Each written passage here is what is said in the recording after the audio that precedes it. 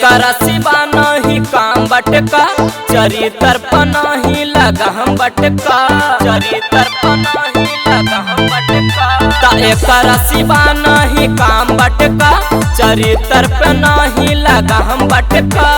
मनवा मनहबा न फीलिंग जगावा लगता बेलाज हमें बड़े बड़े बड़े ता ए सैया खड़े खड़े ता ए सैया खड़े खड़े जन साड़ी खोला दिन दहाड़े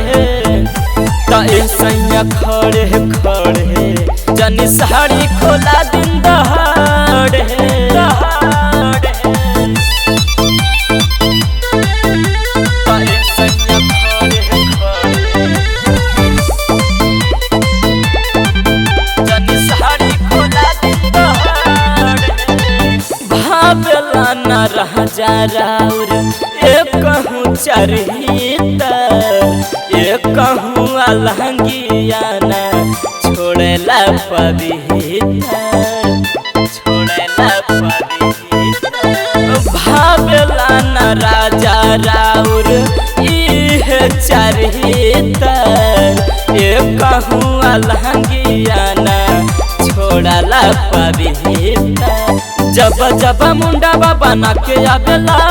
जोरे जोरे जियारा इधर कावेला नहीं खेर मामा कर सजनामा डर से कपेला हमर हाड़े हाड़े हाड़े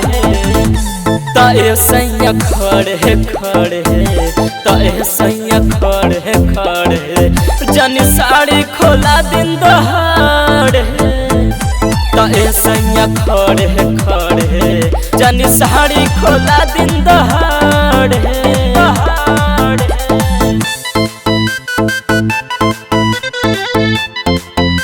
ता ए सैया खड़े खड़े ता ए सैया खड़े खड़े जन साड़ी खोला दिन दहाड़े संटू विशाल नहीं करला रहम हो दिहल बिगाड़ी तोहके रजसा भी कराम हो रजसा भी कराम हो संटू विशाल नहीं करला रहम हो दिहल बिगाड़ी तोहके रजसा भी कराम हो लगता बे राजा जी सरह भी लेखा रही टरा विजय बेता भी लेखा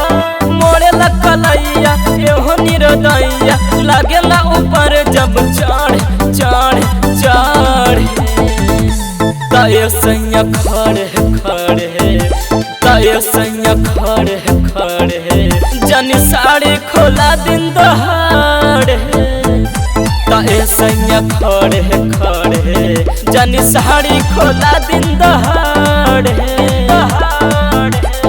सवेरा फिल्म्स रिकॉर्डिंग स्टूडियो शाहपुर चौक देवन बिघा।